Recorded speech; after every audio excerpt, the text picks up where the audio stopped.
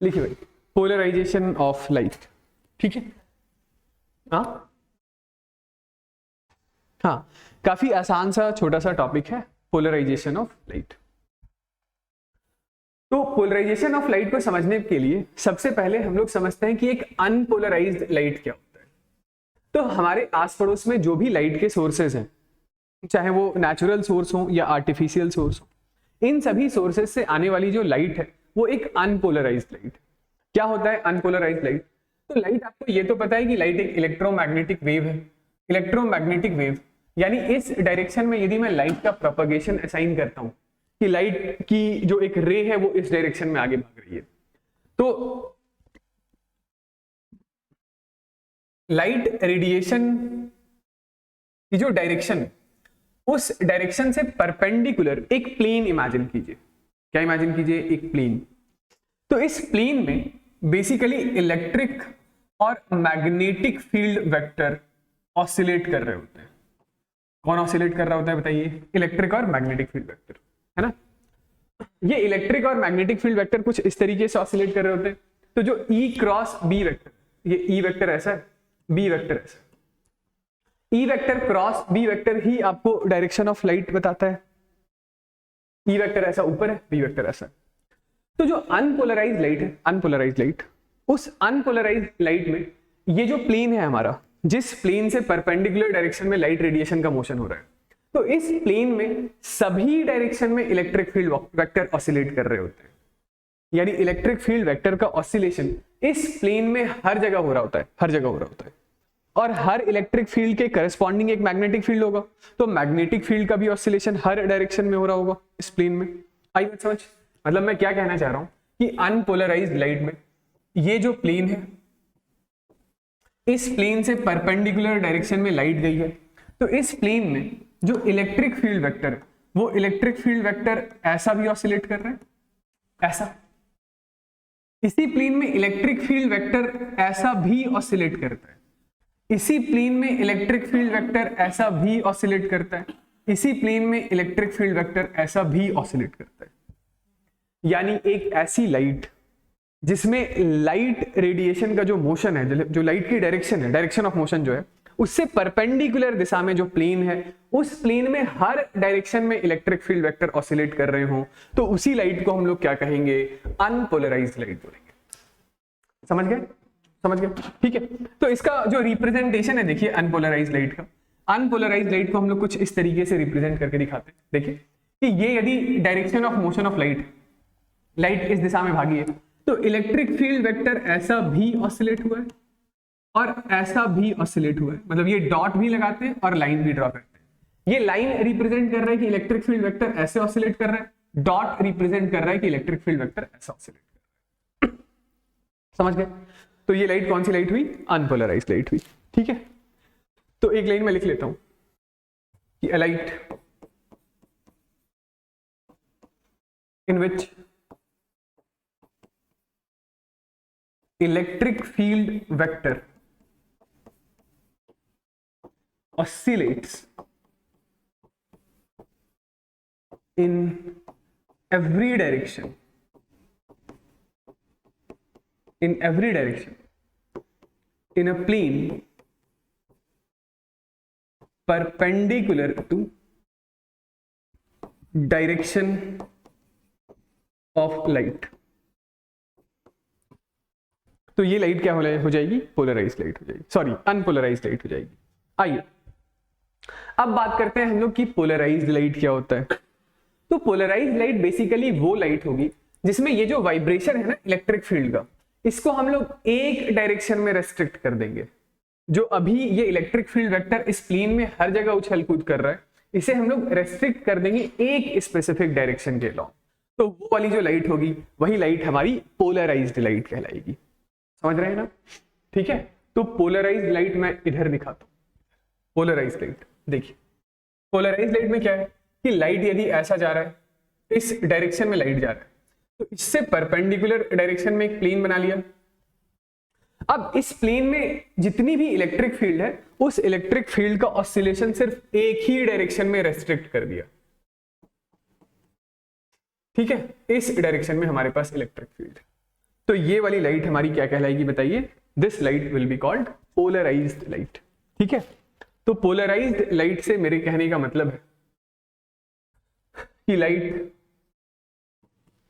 in which electric field oscillates in one direction, in a plane perpendicular to direction of light motion। Alright, तो ऐसी light को हम लोग polarised light बोलेंगे। ठीक है, जैसे अनपोलराइज्ड लाइट के लिए रिप्रेजेंटेशन हमारा ये था, तो वैसे ही पोलराइज्ड लाइट को हम लोग ऐसे डिनोट करेंगे। यदि लाइट की डायरेक्शन इधर है, मतलब लाइट इधर भाग रहा है, तो इसमें इलेक्ट्रिक फील्ड वेक्टर का ऑसिलेशन सिर्फ एक ही दिशा में, सिर्फ एक दिशा में। तो या तो आप ये एरो ड्रॉ कीजिए, ये वर्टिकल लाइन वाला, या नहीं तो आप ऐसा ड्रॉ कीजिए कि ये लाइट ऐसे गई है, तो सिर्फ डॉट दिखाएंगे। सिर्फ डॉट का मतलब क्या? मतलब सिर्फ लाइट का, सॉरी, इलेक्ट्रिक फील्ड का ऑसिलेशन सिर्फ ऐसा है, या नहीं तो सिर्फ ऐसा है। ओके, आगे बढ़ते हैं। ठीक है, नेक्स्ट लिखिएगा। चलिए, इसके बाद हम लोग बात करते हैं कि किसी लाइट को हम लोग कैसे पोलराइज करते हैं, that is how to polarise a light. ठीक है, देखिए ये हमारे पास एक सोर्स ऑफ लाइट है। ठीक है, और ये है हमारा पोलराइजिंग फिल्टर। पोलराइजिंग फिल्टर है, मतलब ये बेसिकली एक पोलरॉइड होता है। ठीक है, ये क्या होता है? तो एक पोलरॉइड ग्लास है। ये सोर्स ऑफ लाइट से आने वाली जो लाइट रेडिएशन है वो एक अनपोलराइज्ड लाइट है। तो ये अनपोलराइज्ड लाइट जब इस पोलराइजिंग फिल्टर के थ्रू होकर पास होती है, तो अब इसके बाद जो हमारे पास लाइट आ रही है ये पोलराइज्ड लाइट है। ठीक, तो बेसिकली होता क्या है कि ये जो पोलराइजिंग फिल्टर है, ये जो हमारा पोलराइजिंग फिल्टर है, तो ये पोलराइजिंग फिल्टर सिर्फ एक ही डायरेक्शन में इलेक्ट्रिक फील्ड को ऑसिलेट करने देता है और बाकी दूसरे सभी डायरेक्शंस ऑफ इलेक्ट्रिक फील्ड के वाइब्रेशन को एब्जॉर्ब कर लेता है। समझ रहे हैं क्या कहना चाह रहा हूं? बेसिकली इसमें आप ऐसा समझ सकते हैं कि ये इसमें एक ट्रांसमिशन एक्सेस है, मतलब एक ग्रिल जैसी चीज है। ये क्या है? एक ग्रिल। ठीक, तो ये ग्रिल के थ्रू सिर्फ वही इलेक्ट्रिक फील्ड के कंपोनेंट्स पास कर सकते हैं जो इस ग्रिल के अलोंग है, यानी जो इस ट्रांसमिशन एक्सेस के अलोंग है। तो जो ये ट्रांसमिशन एक्सेस के अलोंग वाले इलेक्ट्रिक फील्ड है वो इसके थ्रू पास हो जाते हैं, और बाकी दूसरे जो इलेक्ट्रिक फील्ड्स हैं वो इस इलेक्ट्रिक फील्ड में, सॉरी, वो इस ग्रिल में, मतलब इसके पोलराइजिंग फिल्टर में एब्जॉर्ब हो जाते हैं।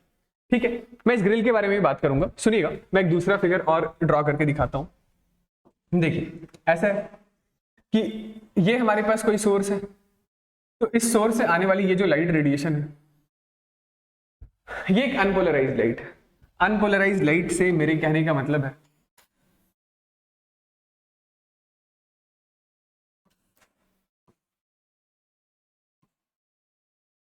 यहां पर इलेक्ट्रिक फील्ड का वाइब्रेशन ऐसा भी है, इलेक्ट्रिक फील्ड का वाइब्रेशन ऐसा भी है, ऐसा भी वाइब्रेशन है।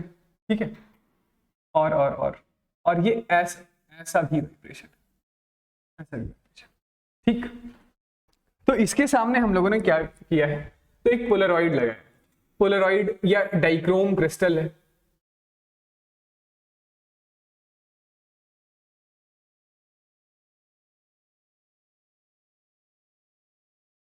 ठीक है, दिस इज पोलरॉइड। ठीक है, तो सुनिएगा, देखिए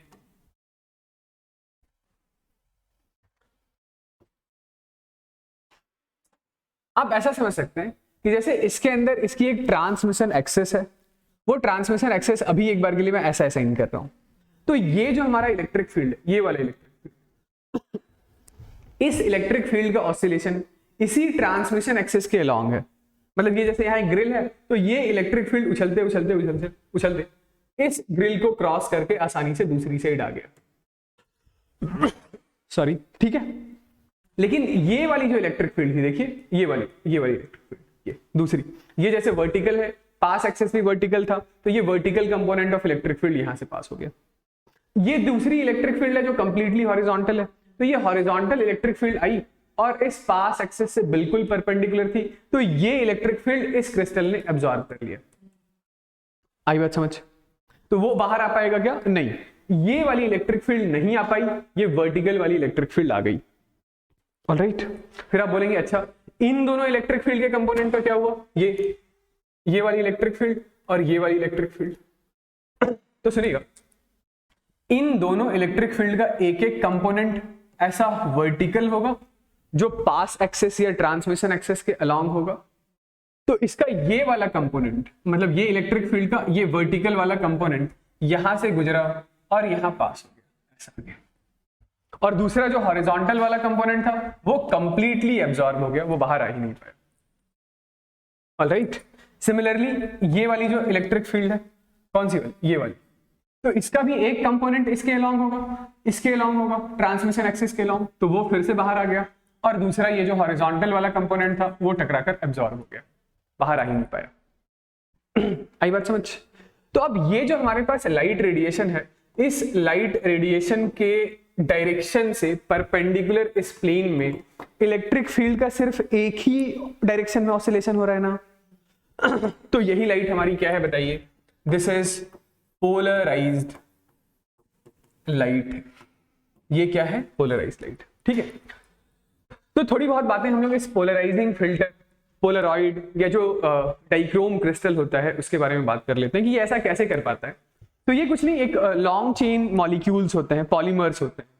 तो ये पॉलीमर्स कुछ इस हिसाब से स्ट्रक्चर्ड होते हैं कि ये एक specific direction of electric field vector को खा जाते हैं, निपटा देते हैं, और दूसरे specific direction of electric field को पास करने देते हैं।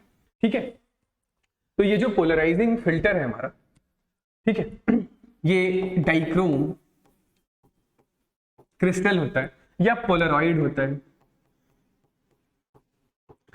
तो ये क्या है? These are long chain polymers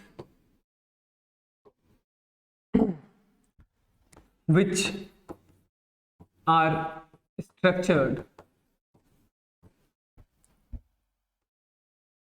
structured to absorb one direction of electric field, एक specific direction of electric field को ये एब्जॉर्ब कर लेता है। ठीक है, आगे बढ़ते हैं। ठीक है, नेक्स्ट चलिए भाई देखिएगा, variation in intensity of light on polarisation. ठीक है, तो सबसे पहली बात कि ये हमारे पास कोई एक सोर्स है, इस सोर्स से आने वाली जो लाइट रेडिएशन है वो अनपोलराइज्ड लाइट। वो क्या है बताइए? अनपोलराइज्ड लाइट, यानी इसमें इलेक्ट्रिक फील्ड का जो वाइब्रेशन है ये इस प्लेन में हर डायरेक्शन में हो रहा है, हर डायरेक्शन में हो रहा है। जैसे ही आप इस लाइट को किसी पोलरॉइड के थ्रू पास कराएंगे, किसी पोलरॉइड के थ्रू पास कराएंगे, ठीक है, तो अब क्या होगा? अब जो हमारे पास लाइट रेडिएशन आएगी वो एक पोलराइज्ड लाइट होगा। दिस इज अनपोलराइज्ड लाइट, और ये जो लाइट है हमारे पास ये है एक पोलराइज्ड लाइट। ठीक है, चलिए एक बार के लिए मैं क्या कह रहा हूं, ये जो अनपोलराइज्ड लाइट है ना, इसकी इंटेंसिटी, अनपोलराइज्ड लाइट की इंटेंसिटी को मैं आई नॉट मान लेता हूं। ठीक है, आई नॉट। तो यहां पर ये मान लेते हैं कि ये हमारे पास इलेक्ट्रिक फील्ड है, इस इलेक्ट्रिक फील्ड का एम्पलीट्यूड ई है। इलेक्ट्रिक फील्ड वेक्टर जो इस अनपोलराइज्ड लाइट के अंदर है, इलेक्ट्रिक फील्ड वेक्टर है ना, ऑसिलेट तो वही कर रहा है, तो उसका कुछ एम्पलीट्यूड होगा। एम्पलीट्यूड मैंने बोला ई मान लो, तो आप ये आई नॉट क्या लिखेंगे बताइए? तो आप ये आई नॉट लिखेंगे this is K times of ई का स्क्वायर। ऑलराइट, के टाइम्स ऑफ ई का स्क्वायर। इसके रास्ते में आपने एक पोलरॉइड लगा दिया, इसके रास्ते में आपने क्या किया? एक पोलरॉइड लगा दिया। तो ये जो पोलरॉइड है, मान लेते हैं कि इस पोलरॉइड का जो ट्रांसमिशन एक्सिस है वो यहां से किसी थीटा एंगल पर, तो ये तो क्या करेगा? ये सिर्फ इसी स्पेसिफिक डायरेक्शन के अलोंग इलेक्ट्रिक फील्ड को प्रोपगेट कराएगा, है ना। तो अब हमारे पास जो लाइट बाहर की तरफ आई है, ये बाहर जो लाइट आया है जिसको हम लोग पोलराइज्ड लाइट बोल रहे हैं, तो इस इलेक्ट्रिक फील्ड के एम्पलीट्यूड की वैल्यू ई थी, तो उसका एक कंपोनेंट इसके ट्रांसमिशन एक्सिस के अलोंग होगा, और उस कंपोनेंट की वैल्यू कितनी होगी, तो कंपोनेंट की वैल्यू होगी ई कॉस थीटा। कंपोनेंट की वैल्यू कितनी हो जाएगी, ई कॉस थीटा हो जाएगी। तो इस पोलराइज्ड लाइट की इंटेंसिटी यदि मैं लिखना चाहूं तो क्या मैं ऐसा लिख दूं, this is K times of E cos theta का होल स्क्वायर, ऑलराइट, यही तो होगा। This is K E square cos square theta, okay, this is K times of E square cos square theta. तो आप बोलेंगे तो के ई स्क्वायर तो आपका प्रीवियस इंटेंसिटी है, के ई स्क्वायर क्या है, प्रीवियस इंटेंसिटी आई नॉट है, इनटू कॉस स्क्वायर थीटा। ये जो आई नॉट था, ये I nought intensity of unpolarised light था, ठीक है, और ये कॉस स्क्वायर थीटा हो गया हमारा, आ गया, ठीक है। अब हमें क्या करना है, तो इस पोलराइज्ड लाइट की इंटेंसिटी चाहिए। तो पोलराइज्ड लाइट की इंटेंसिटी आप कैसे लिखेंगे, देखिए, क्योंकि इस प्लेन में तो इलेक्ट्रिक फील्ड का वाइब्रेशन हर डायरेक्शन में था, है ना, और यहां पे इलेक्ट्रिक फील्ड का जो वाइब्रेशन है वो कन्फाइंड है, रेस्ट्रिक्टेड है एक स्पेसिफिक डायरेक्शन के अलोंग, ठीक है। तो इस लाइट की इंटेंसिटी निकालने के लिए हम लोग क्या करेंगे, ये जो कॉस स्क्वायर थीटा है, इस कॉस स्क्वायर थीटा की एवरेज वैल्यू ले लेते हैं, कॉस स्क्वायर थीटा की एवरेज वैल्यू ले लेते हैं, समझ रहे हैं। कॉस स्क्वायर थीटा कहां से कहां तक वेरी करता है, 0 से 1 के बीच में, तो इसकी एवरेज वैल्यू कितनी होगी, हाफ होगी ना। तो ये हमारे पास इंटेंसिटी ऑफ पोलराइज्ड लाइट आ गया आई नॉट बाई 2 के बराबर। मैथमेटिकली समझ आया तो ठीक है, नहीं तो एक लॉजिक में और दिखा देता हूं। देखिए, ये जो अभी हम लोग फिगर बना रहे थे, तो इसमें देखिएगा जरा, ये वो इलेक्ट्रिक फील्ड का वाइब्रेशन है जो पूरा पास हो गया, ठीक है, यानी इसके करस्पॉन्डिंग सारी एनर्जी आ गई। ये वो इलेक्ट्रिक फील्ड का कंपोनेंट है जो पूरा एब्जॉर्ब हो गया, इसके करस्पॉन्डिंग कोई एनर्जी नहीं आई, मतलब आधी एनर्जी आ गई, आधी एनर्जी ब्लॉक हो गई, एब्जॉर्ब हो गई। अब ये वाला जो इलेक्ट्रिक फील्ड था उसका एक कंपोनेंट आ गया और एक दूसरा कंपोनेंट एब्जॉर्ब हो गया, एक कंपोनेंट आ गया, दूसरा कंपोनेंट एब्जॉर्ब हो गया, यानी कि आधी एनर्जी आ गई और आधी एनर्जी फिर से रुक गई। ये वाला जो इलेक्ट्रिक फील्ड था उसका फिर से एक कंपोनेंट आ गया और एक कंपोनेंट एब्जॉर्ब हो गया अंदर, तो फिर से ये दूसरे डायरेक्शन वाले के लिए भी आधी एनर्जी आ गई, आधा एब्जॉर्ब हो गया। तो यदि अनपोलराइज्ड लाइट की इंटेंसिटी आई नॉट है तो पोलराइज्ड लाइट की इंटेंसिटी हमेशा आई नॉट बाई 2 होगी।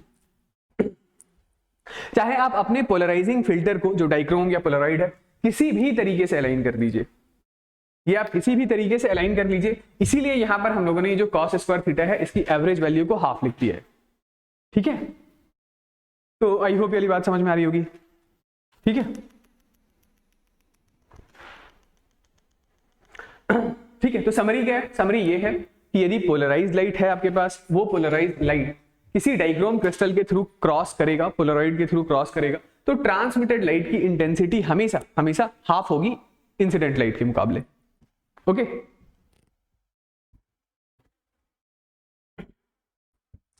चलिए, तो इसी में हम लोग आगे बात करते हैं कि ये तो समझ आ गया भाई कि जो अनपोलराइज्ड लाइट है उसको किसी पोलराइड से पास कराएंगे तो इंटेंसिटी हाफ हो जाएगा। अब किसी पोलराइज्ड लाइट को, मतलब जिसकी इंटेंसिटी ऑलरेडी इंसिडेंट के मुकाबले हाफ है, उसको फर्दर किसी दूसरे पोलराइड से क्रॉस कराएं तो इंटेंसिटी का वेरिएशन कैसा होगा, उसके बारे में बात, ठीक है, उसके बारे में बात कर लेते हैं, दैट इज मेलस लॉ, ठीक है। देखिए, तो जो लास्ट क्लास में हम लोगों ने समझा है variation in intensity of light, जब वो लाइट किसी पोलराइड या पोलराइजर से पास कराया जाता है तो उसमें आने वाले इंटेंसिटी के वेरिएशन के बारे में हम लोग बात कर रहे थे। क्या कह रहे थे कि ये हमारे पास लेट से कोई सोर्स है लाइट का, तो ये जो सोर्स है ये कैसी लाइट प्रोड्यूस करेगा, आंसर इज अनपोलराइज्ड लाइट। तो अनपोलराइज्ड लाइट की इंटेंसिटी को एक बार के लिए आई नॉट मान लेते हैं। इस सोर्स से आने वाली ये अनपोलराइज्ड लाइट ऐसे आगे बढ़ी, इसके डायरेक्शन में ये हम लोगों ने कोई पहला पोलराइड रखा, फर्स्ट पोलराइड। तो बताइए भाई, इस पहले पोलराइड से होकर गुजरने के बाद ये लाइट पोलराइज्ड हो गया, ठीक है, ये अनपोलराइज्ड लाइट था, दिस इज अनपोलराइज्ड लाइट। और ये जो लाइट है हमारे पास, चलिए इसको रिप्रेजेंट भी कर लेते हैं, तो आई होप रिप्रेजेंटेशन याद होगा, ठीक है। ये लाइट है पोलराइज्ड लाइट, इसमें vibration of electric field restrict कर दिया गया है सिर्फ एक ही स्पेसिफिक डायरेक्शन के अलाउंग, सिर्फ एक डायरेक्शन के अलाउंग। तो यदि इसकी इंटेंसिटी आई नॉट है तो इसकी इंटेंसिटी है आई नॉट बाई 2, मैं इसका नाम आई निकाल, ठीक है। तो ये हम लोगों ने लास्ट क्लास में ही बात कर लिया है कि ये जो हमारा पोलराइड P1 है, ठीक है, इस P1 को आप किसी भी डायरेक्शन के लॉन्ग रख दीजिए, किसी भी डायरेक्शन के लॉन्ग रख दीजिए, इसका ट्रांसमिशन एक्सेस कैसा भी पड़ा हो, हर बार ये जो इमरजेंट लाइट है P1 पोलराइड के आगे आने वाली लाइट, उसकी इंटेंसिटी हमेशा आई नॉट बाई 2 होगी। आई नॉट क्या है? I nought intensity of unpolarised light. ये वाली बात तो ठीक है। अब इसके आगे हम लोग क्या कर रहे हैं, इसके आगे हम लोग एक दूसरा पोलराइड और लगा S, ठीक है, ये हमारा दूसरा पोलराइड है। और ये जो दूसरा पोलराइड है, इस दूसरे पोलराइड का पहले पोलराइड के ट्रांसमिशन एक्सेस के साथ, ये जो पहला पोलराइड है इसका ट्रांसमिशन एक्सेस ऐसा है, ऐसा, ठीक है। तो पहले पोलराइड का ट्रांसमिशन एक्सेस और दूसरे पोलराइड का ट्रांसमिशन एक्सेस, इन दोनों के बीच का एंगल है theta. Theta is angle between transmission axes of both polaroids, ठीक है। तो आई होप ये वाली बात याद होगी कि यदि यहां एम्पलीट्यूड इलेक्ट्रिक फील्ड का E है, यहां यदि एम्पलीट्यूड इलेक्ट्रिक फील्ड का E है, तो इस इलेक्ट्रिक फील्ड का सिर्फ एक कंपोनेंट जो इस ट्रांसमिशन एक्सेस के अलोंग है, सिर्फ वही पास कर पाता है, सिर्फ वही पास कर पाता है, और बाकी दूसरे कंपोनेंट्स एब्जॉर्ब हो जाते हैं। तो ये लीजिए, ये वो लाइट है जो पास कर गया, इसकी इंटेंसिटी मुझे नहीं पता, मैं इसकी इंटेंसिटी आई डैश बोल देता हूं। क्या बोल देता हूं? I dash. ये जो लाइट थी, ये वाली लाइट, ये वाली लाइट, इस लाइट के लिए इलेक्ट्रिक फील्ड का एम्पलीट्यूड एक बार के लिए E मान लेते हैं। तो ये जो लाइट है, ये वाली लाइट, इस पोलराइड का नाम P2 रख देते हैं। P2 से पास्ड लाइट जो है उसके लिए एम्पलीट्यूड कितना होगा? तो इलेक्ट्रिक फील्ड का एम्पलीट्यूड E cos थीटा होगा। ऑलराइट, इसके लिए इलेक्ट्रिक फील्ड का एम्पलीट्यूड E है, दोनों पास एक्सेसेस यानी दोनों ट्रांसमिशन एक्सेसेस के बीच का एंगल थीटा है, तो ट्रांसमिटेड लाइट का जो एम्पलीट्यूड है वो E cos थीटा, ठीक है। तो ये लीजिए, इसके लिए जो इंटेंसिटी आई डैश हम लोगों ने लिख रखा है, वो आई डैश क्या होगा? तो I dash is equal to K times of E cos theta का स्क्वायर हो जाएगा, यानी ये जो हमारे पास वैल्यू आ रही है, this is K E square cos square theta आ रहा है। फिर ये जो इंटेंसिटी I है, तो this I is equal to K times of E square है ना। यहां पर एम्पलीट्यूड E है, इंटेंसिटी I है, तो I is equal to K E square है। यहां पर एम्पलीट्यूड E cos थीटा, क्योंकि थीटा दोनों ट्रांसमिशन एक्सिस के बीच का एंगल था। तो अब यहां पे जो इंटेंसिटी जिसका नाम आई डैश है, वो I dash K E square cos square theta है। क्या इस K E स्क्वायर को आप ये इंटेंसिटी I लिख सकते हैं? बिल्कुल लिख सकते हैं। तो आई डैश का जवाब आ रहा है I cos स्क्वायर थीटा। ये लीजिए, तो ये आई डैश क्या है समझ गया ना? आई डैश है आपका इंटेंसिटी ऑफ ट्रांसमिटेड लाइट या intensity of transmitted polarised light. और I क्या है? तो I is intensity of incident polarised light. यानी इंसिडेंट लाइट भी पोलराइज था, ट्रांसमिटेड भी पोलराइज है। तो ट्रांसमिटेड की जो इंटेंसिटी है वो इंसिडेंट की intensity into cos square theta है। सिंपल। ट्रांसमिटेड की जो इंटेंसिटी है वो इंसिडेंट की intensity into cos square theta है। आप चाहें तो आई की जगह एक बार के लिए आप चाहें तो इसी एक्सप्रेशन को ऐसा भी लिख सकते हैं कि आई डैश, आप चाहें तो ऐसा भी लिख सकते हैं कि this I dash is equal to I, और आई की जगह आई नॉट बाई 2 लिख दीजिए इंटू कॉस स्क्वायर थीटा। ठीक है, क्योंकि आई क्या है, आई आपके पास आई नॉट बाई 2। यही है हमारा छोटा सा मैलस लॉ। चलिए, कोई दिक्कत, कोई समस्या, कोई परेशानी नहीं ना, समझ गए? आगे बढ़ते हैं। लिखिए, पोलराइजेशन बाय रिफ्लेक्शन। ठीक है, ब्रूस्टर्स लॉ। ठीक है, काफी टाइम से हल्ला कर रहे थे, आ गया ये टॉपिक। ठीक है, देखिए भाई, ये भी बिल्कुल आसान सा छोटा सा ही टॉपिक है। ये मान लेते हैं दो मीडियम को सेपरेट करने वाला इंटरफेस है। ऊपर हमारे पास एक मीडियम है, एयर है, और नीचे वाला जो मीडियम है, नीचे वाला मीडियम हमारा वाटर।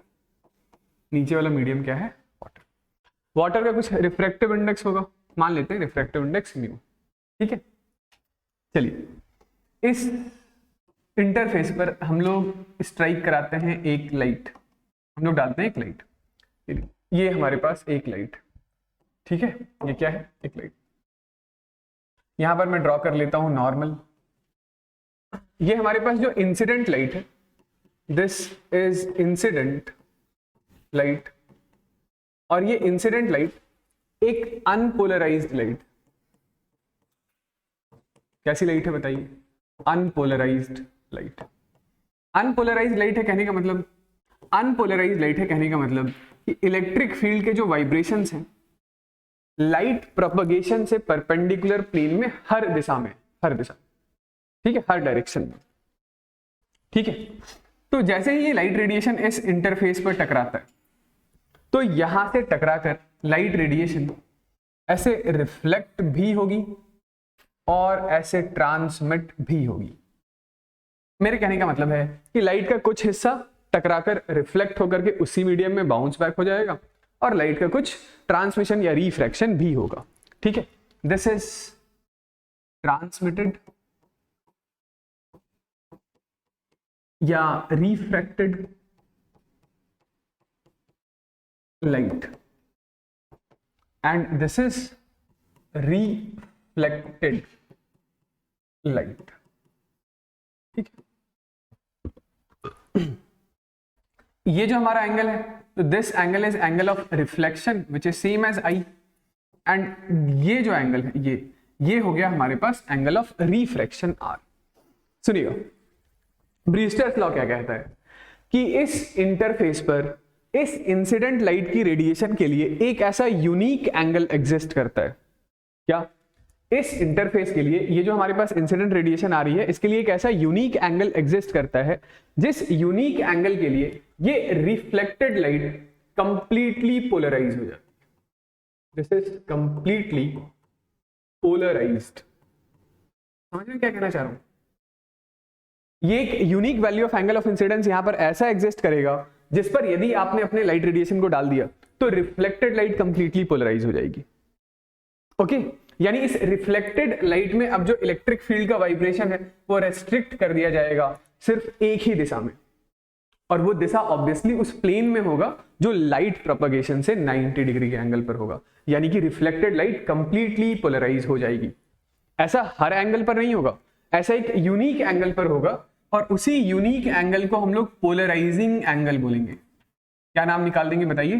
Polarising angle. तो ये जो मैं आई लिख रहा था ना, उसको मैं आईपी लिख देता हूं। जो मैंने आई लिखा था उसको क्या लिख दिया है बताइए? आईपी लिख दिया है। ये तो एक बात हुई। अब इसी आईपी पर आगे सुनिएगा, इसी आईपी पर होगा क्या? ये जो ट्रांसमिटेड या रिफ्रैक्टेड लाइट है, ये रिफ्रैक्टेड और रिफ्लेक्टेड लाइट एक दूसरे के परपेंडिकुलर भी हो जाता है। समझ रहे हैं? पोलराइजिंग एंगल वो एंगल है जिस पर कि रिफ्लेक्टेड लाइट कंप्लीटली पोलराइज्ड, और दूसरी बात कि ये रिफ्रैक्टेड लाइट और रिफ्लेक्टेड लाइट एक दूसरे के परपेंडिकुलर यानी कि ये वाला एंगल कितना?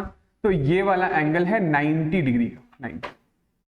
ओके, अब ये एंगल आईपी है तो ये 90 माइनस आईपी है, यहां से यहां ये 90 माइनस आईपी है, ये फिर से आईपी है, ये वाला angle, this is 90 minus IP, this is फिर से आईपी, और ये आर फिर से कितना होगा, तो आर हो जाएगा 90 माइनस आईपी। आई बात समझ? ठीक है ना? चलिए, तो एक बार के लिए भाई मैथमेटिक्स वाला ही काम पहले कर लेते हैं। लगाइए यहां पर स्नेल्स लॉ। तो स्नेल्स लॉ क्या होगा?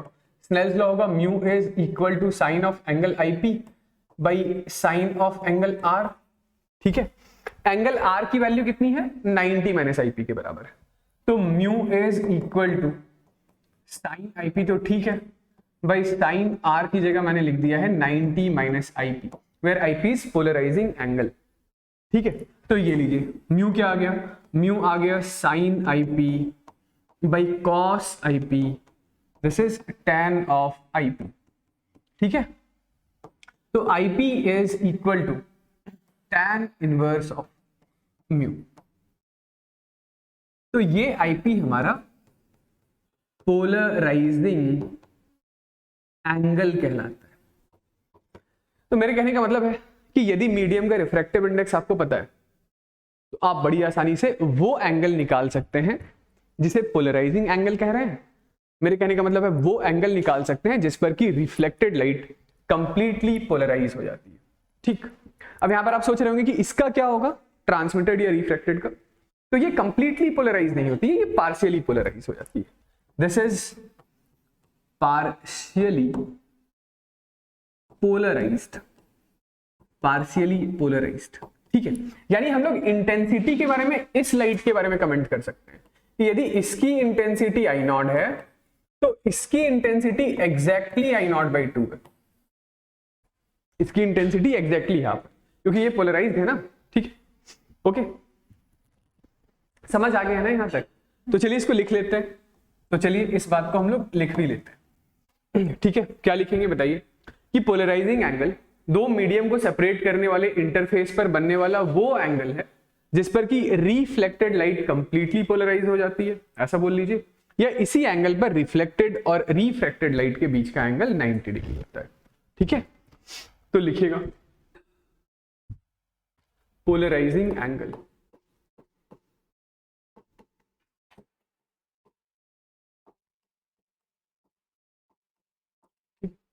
it is that angle of incidence at which, क्या ऐसा लिखिएगा? it is that angle of incidence on interface separating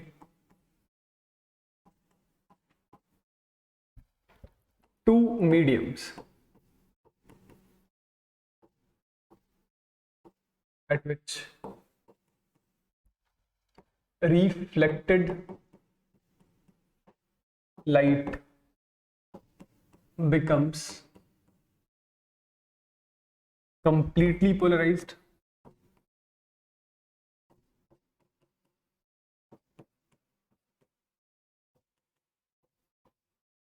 and is perpendicular to refracted light।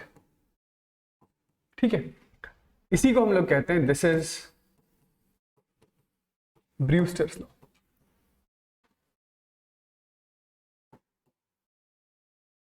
This is Brewster's law, यानी कि ये जो पोलराइजिंग एंगल था ये क्या था बताइए? तो IP is equal to tan inverse of. ठीक है, चल समझ गए? आइए आगे बढ़ते हैं, क्वेश्चन बनाते हैं, लिख लीजिए इसको।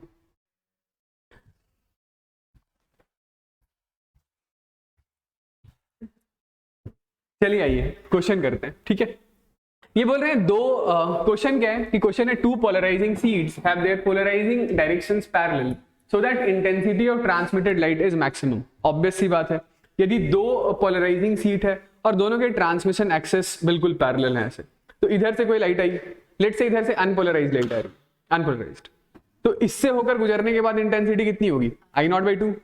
अब दोनों पैरेलल है, तो दोनों के ट्रांसमिशन एक्सेस यदि पैरेलल है तो ये इलेक्ट्रिक फील्ड का जो कंपोनेंट इससे होकर गुजरा है पहले वाले से, सारा का सारा इलेक्ट्रिक फील्ड का कंपोनेंट दूसरे वाले से भी गुजर जाएगा क्या, बिल्कुल गुजर जाएगा। तो यहां पर इंटेंसिटी I0, यहां पर I0/2 और इससे भी होकर गुजरने के बाद इंटेंसिटी I0/2 ही है।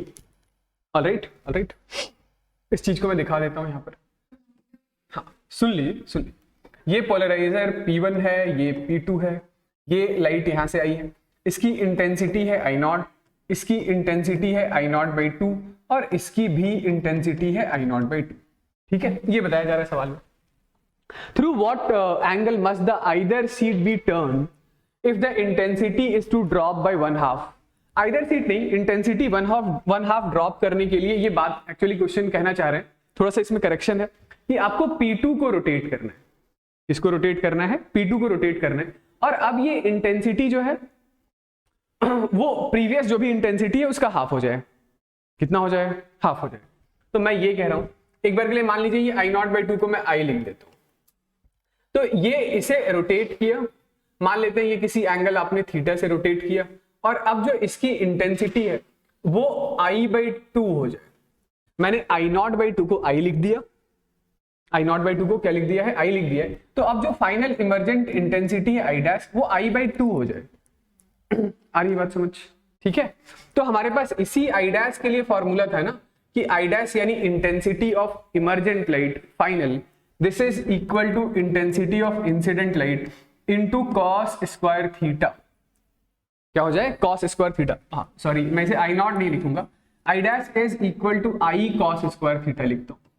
ठीक है, ये है इंटेंसिटी ऑफ ट्रांसमिटेड, ये है intensity of incident into cos square theta. तो जो भी इंसिडेंट इंटेंसिटी है उसका एग्जैक्टली हाफ हो जाए, I/2 हो जाए। ठीक है, I/2 is equal to I cos square theta, ये कैंसिल आउट हो गया, तो 1/2 is equal to cos square theta. तो थीटा कितना होना चाहिए बताइए, तो ये cos थीटा कितना हो जाए, cos थीटा हो जाए 1/√2। ठीक है, 1/√2 कैसा, प्लस भी या माइनस भी, cos square theta is equal to 1/2 था ना, तो cos theta is plus minus √2, 1/√2। तो थीटा या तो आपका 45 डिग्री हो या नहीं तो थीटा आपका 135 डिग्री हो। ठीक है, तो this is the answer, theta या तो 45 हो या नहीं तो 135। चलिए अगला करते हैं। The polaroids P1 and P2 are placed in crossed positions। Crossed position का मतलब यह है कि P1 और P2 एक दूसरे से 90 डिग्री के एंगल पे हैं। ठीक है, परपेंडिकुलर है। ठीक, third Polaroid is P3 is kept between P1 and P2 such that path axis of P3 is parallel to that of P1। ठीक, चलिए इसको साथ साथ ड्रॉ भी करते हैं। ऐसा है, ये मान लेते हैं हमारा पहला पोलराइड है P1, इसकी पास एक्सिस ऐसी है। ठीक, और जो दूसरा पोलराइड है वो इससे क्रॉस्ड पोजीशन यानी ऐसे 90 डिग्री के एंगल पर रखा हुआ है। समझ रहे हैं, P1 और P2 के बीच का एंगल कितना है, 90 डिग्री। जैसे मैं एक्सिसेस को यदि एक साथ ड्रॉ करने की कोशिश करूं तो मैं कहना ये चाह रहा था कि P1 की पास एक्सिस ऐसी है और P2 की पास एक्सिस ऐसी, दोनों एक दूसरे से 90 डिग्री के एंगल पे। मतलब एक पोलराइड ऐसा लगा हुआ है, ऐसा है पास एक्सिस, और दूसरे की पास एक्सिस ऐसी, ट्रांसमिशन एक्सिस, इससे 90 डिग्री के एंगल। पहला ऐसा, दूसरा ऐसा, समझ गए। एक तीसरा पोलराइड और है P3 is kept in between P1 and P2 such that path axis of P3 is parallel to that of P1। तो यहां पर एक तीसरा पोलराइड और लगा लेते हैं, P1, sorry this is P3। तो ये लीजिए, ये बस सिर्फ पास एक्सेसेस आपको अच्छे से समझ में आ जाए, इसीलिए मैंने सारे पास एक्सेसेस एक ही साथ में ड्रॉ करने की कोशिश कर रहा हूं। ठीक है, ये है P3।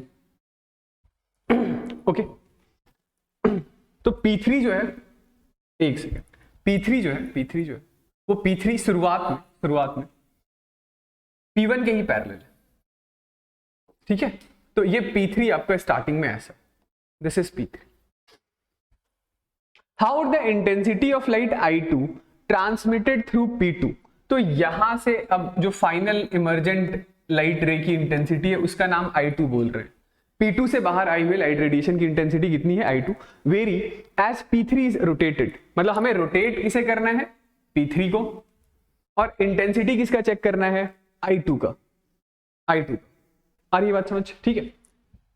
Draw plot of intensity I2 as the angle theta between the path axis of P1 and P3 is changed, ठीक है, in which orientation will the transmitted intensity be maximum or minimum, ठीक है। तो जैसे इसको आपने rotate करना start किया, ये रोटेट करके मान लेते हैं हम लोग किसी एंगल थीटा पर ले आए, ठीक है, मतलब P3 शुरुआत में ऐसा था, P3 स्टार्टिंग में ऐसा था, this is initial position of P3, और ये लेट से हम लोगों ने इसको किसी थीटा एंगल पर रोटेट कर दिया, P3 डैश लिख देता हूं इसको। यहां पर हम लोगों ने लिया था एक अनपोलराइज्ड लाइट I0, ये यहां पर जो लाइट है इसकी इंटेंसिटी को मैं एक बार के लिए I0 समझ गए। तो P1 से क्रॉस करने के बाद लाइट रेडिएशन की इंटेंसिटी कितनी हो जाएगी, I0/2 हो जाएगा, I0/2। इस I0/2 को मैं एक बार के लिए I नाम दे देता हूं, सिंपल।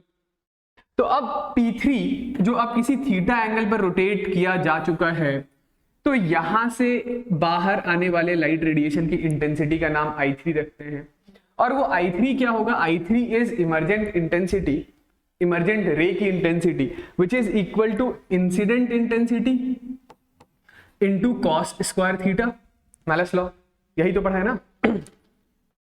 हमें ये I3 में वेरिएशन नहीं चाहिए, हमें तो I2 में वेरिएशन चाहिए, हमें जो ग्राफ भी बनाना है वो I2 का बनाना है, I3 का नहीं बनाना है। तो यदि ये एंगल थीटा है तो ये वाला एंगल कितना होगा बताइए, 90 माइनस थीटा। यहां नहीं समझ आ रहा है तो इसी के लिए मैंने ये वाला फिगर बनाया था, ये वाला एंगल कितना है, 90 माइनस थीटा है। आपको बताया गया कि P1 और P2 क्रॉस पोजीशन पर है, क्रॉस मतलब 90 डिग्री के एंगल पे है। तो यदि P1 और P3 के बीच का एंगल थीटा है तो P3 और P2 के बीच का एंगल 90 माइनस थीटा होगा। तो अब ये जो I2 की इंटेंसिटी है, I2 की इंटेंसिटी, उस I2 की इंटेंसिटी को क्या लिखेंगे बताइए, तो I2 की इंटेंसिटी यानी ट्रांसमिटेड लाइट की इंटेंसिटी इज इंसिडेंट लाइट की intensity which is I3 into cos square 90 minus theta, simple simple, ठीक है। I3 की जगह चाहे तो आप लिख लीजिए I कॉस स्क्वायर थीटा, और cos square 90 minus theta is sine square theta, okay. तो फाइनल जो इमर्जेंट लाइट की इंटेंसिटी है जिसका नाम I2 रखा गया है, this is equal to I times of cos square theta into sine square theta, ठीक है। तो ये I ठीक है, एक काम कीजिए 4 से मल्टीप्लाई 4 से डिवाइड कर दीजिए, क्या कर दीजिए, 4 से मल्टीप्लाई 4 से डिवाइड कर दीजिए, तो ये 4 हो गया। तो this is equal to 2 cos theta sine theta का स्क्वायर लिख सकते हैं क्या, 2 sine theta cos theta is sine 2 theta. तो फाइनल जो हमारे पास इंटेंसिटी है this is I2 is I/4 into sine 2 theta, ये लीजिए, ये आ गया हमारे पास इंटेंसिटी का एक्सप्रेशन, ठीक है। ये क्या आ गया, इंटेंसिटी का एक्सप्रेशन आ गया, ठीक है, ठीक, simple. In which orientation will the transmitted intensity be maximum. तो ये ट्रांसमिटेड इंटेंसिटी ये फाइनल है, ये मैक्सिमम कब आएगा, मैक्सिमम तब आएगा जब साइन 2 थीटा अपनी मैक्सिमम वैल्यू जनरेट करे, है ना। तो इसके लिए मैं क्या कहूंगा, मैक्सिमम, अच्छा सॉरी पहला मिनिमम वाला कर, तो मिनिमम कब आएगा, मिनिमम तब आएगा जब साइन 2 थीटा अपनी मिनिमम वैल्यू जनरेट करे, दैट इज 0। अब यहां मिनिमम -1 मत समझ लीजिएगा, ठीक है। तो 2 थीटा की वैल्यू कितनी होनी चाहिए, 0 डिग्री, तो थीटा कितना होना चाहिए, 0 डिग्री। मैक्सिमम के लिए क्या बोलेंगे बताइए, तो मैक्सिमम के लिए ये साइन 2 थीटा अपनी मैक्सिमम वैल्यू जनरेट कर दे विच इज 1, तो 2 theta should be equals to 90 होना चाहिए, तो थीटा कितना होना चाहिए, 45 डिग्री, थीटा होना चाहिए 45 डिग्री। ये स्क्वायर था ना यहाँ पे, हाँ, तो this is not sine 2 theta, this is sine square 2 theta. तो इसीलिए मैं कह रहा था कि ये जो है ये मिनिमम वैल्यू इसकी कितनी होगी साइन स्क्वायर थीटा की, 0। तो ये थीटा की वैल्यू कितनी, 0 मिनिमम वैल्यू के लिए। मैक्सिमम के लिए ये साइन स्क्वायर 2 थीटा कर दीजिएगा, ये साइन स्क्वायर 2 थीटा, ठीक है। तो वैल्यूज वही है, थीटा 45 ही है, हाँ चलिए आइए इसका ग्राफ ड्रॉ कर लीजिए, साइन स्क्वायर थीटा। तो ये लीजिए, ये वाई एक्सेस के लॉन्ग इंटेंसिटी, एक्स एक्सेस के लॉन्ग थीटा, ये थीटा 0 है, ये थीटा यहाँ 45 डिग्री, यहाँ थीटा 90, यहाँ 135 डिग्री, यहाँ 180। ठीक है, तो 45 पे हम लोगों ने क्या देखा कि ये इंटेंसिटी हो गया है मैक्सिमम और 90 पे 0। ठीक है,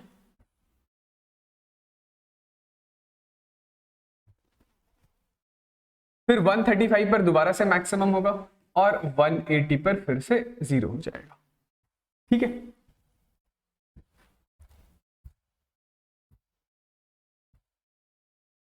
ये समझ आ रहा है कि थीटा 90 पे क्यों हो गया इंटेंसिटी 0? क्योंकि आगे ये साइन 2 थीटा है, तो 2 थीटा यानी कि थीटा 90 होगा तो 2 थीटा 180 होगा, साइन स्क्वायर 180, ये 0 हो गया। तो ये ऐसा वेरिएशन होगा इंटेंसिटी का थीटा के साथ। ठीक है, ये मैक्सिमम वैल्यू ऑफ इंटेंसिटी है कितना?